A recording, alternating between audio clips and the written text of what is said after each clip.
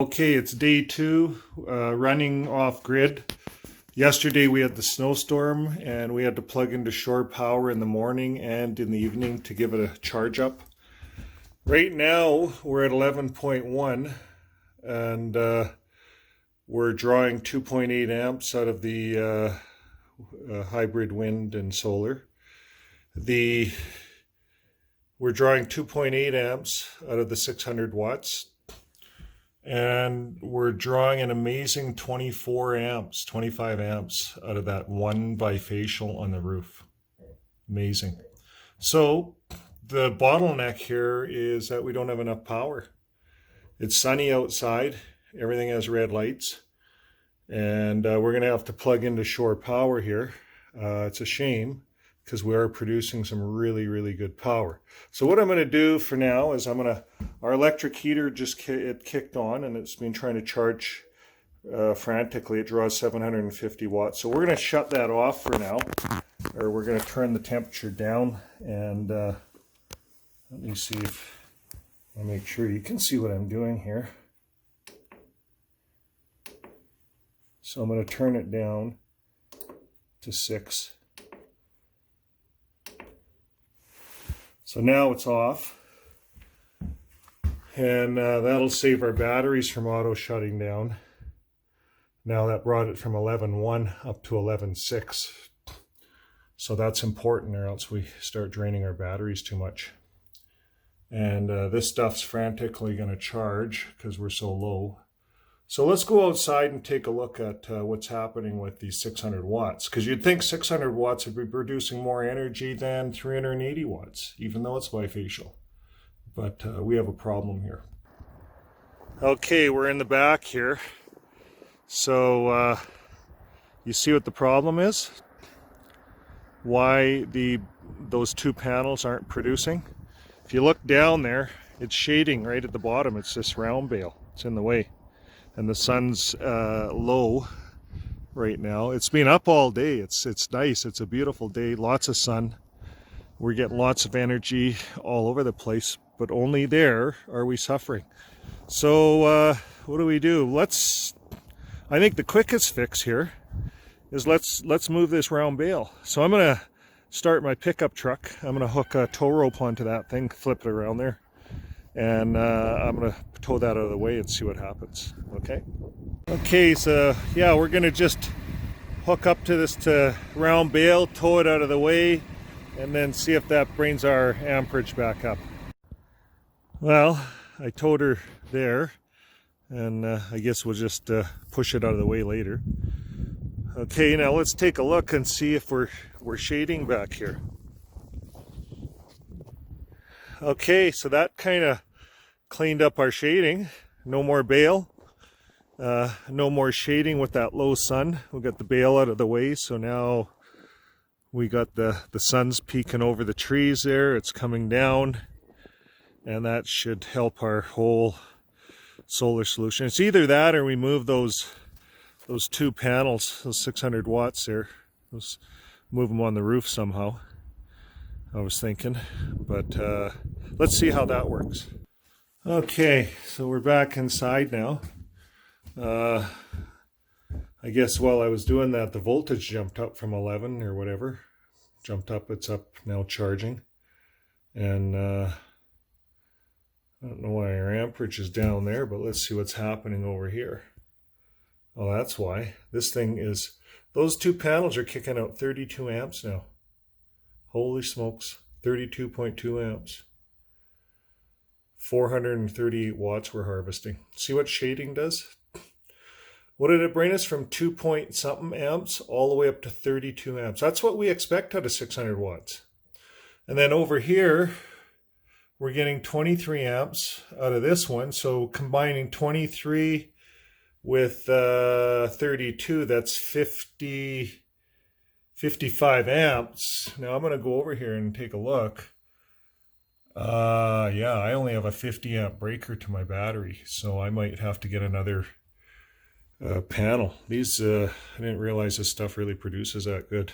So we're January 10th or whatever, so when the sun hits this stuff and you're flat like I am, The angles are flat. We're getting the amperage. We just have to get those panels in the sun. So on the roof is the best place, or like I did, just move the bales out of the way.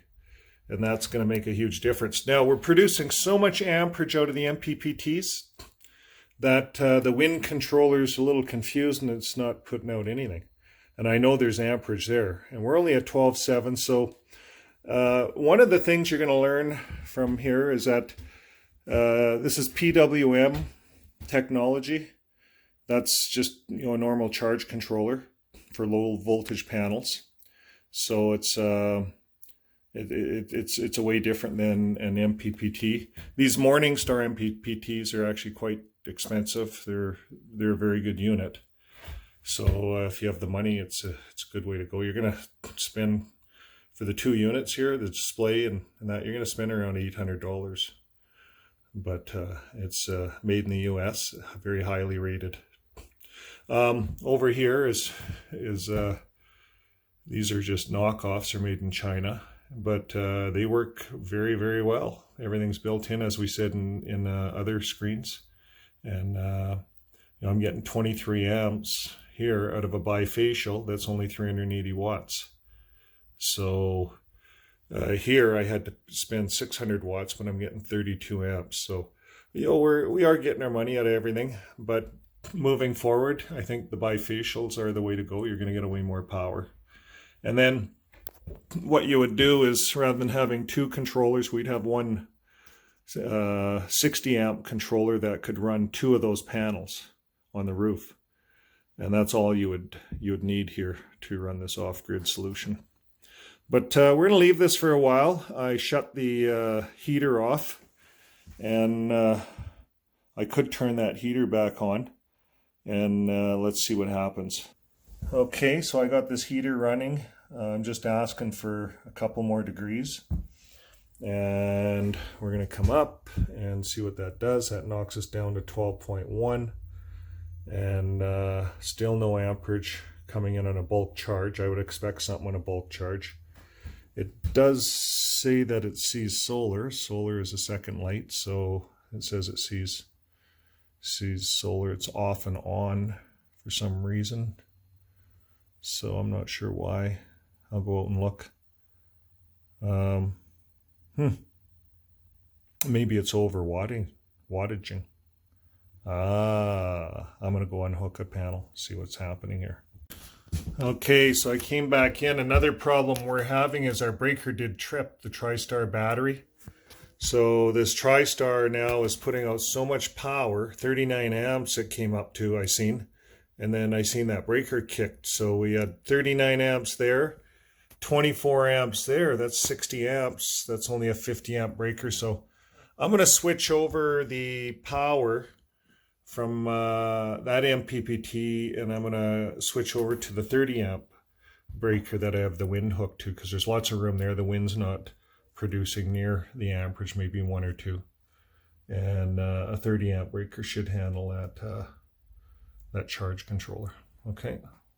Okay, so I don't know if you can see this, but right here I have, this is going back, this cable.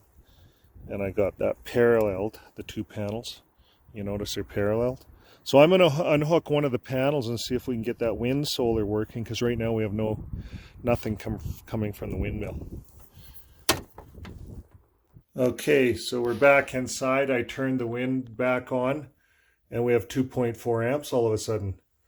So the wind light's not blinking, so there you have it. The wind only likes 150 watts, so 100 watts I have on there, and that's all we will run on the wind. So we learned something together. Okay, so we're still at 11.9. We have a lot of work to do. So we're charging here from the 100 watter, 2.4 amps, and we have no power coming over here because our breakers flick, so I'm going to go to work and change that off. Okay, we got her completed now. So up here on the breakers, they're all okay. Wind, battery. The breakers have a 15% overload, so I do need more breakers. because right now I'm getting 2.93 amps out of the wind. And that's just the one solar panel. We found 2 solar panels. We're telling this thing to shut off. So that's just the one. Here we have 30 amps coming out. We're maxing out that breaker. So we're probably going to upgrade to some bigger breakers. And that's another way of doing this. And but we're all going right now. Everything's maxing out, 24 amps there. So what we're doing is we're adding this one here, 24 amps, to the wind, 2.8 amps. So we're at 26.8 amps, and we're on a 30 amp breaker, so we're good. We're on a 50 amp breaker over to the TriStar, and we're at 29 amps, 26 amps, so we're good. So we're getting maximum power now delivered, and we'll see what happens throughout the rest of the day. We were down for a bit. We might have to top her up with a bit of shore power tonight, but now we're prepped for day 3, which is tomorrow. We don't have a shading issue as much as we've had before, and the sun's scheduled to be out and bright, so we'll see what happens. We'll keep you posted.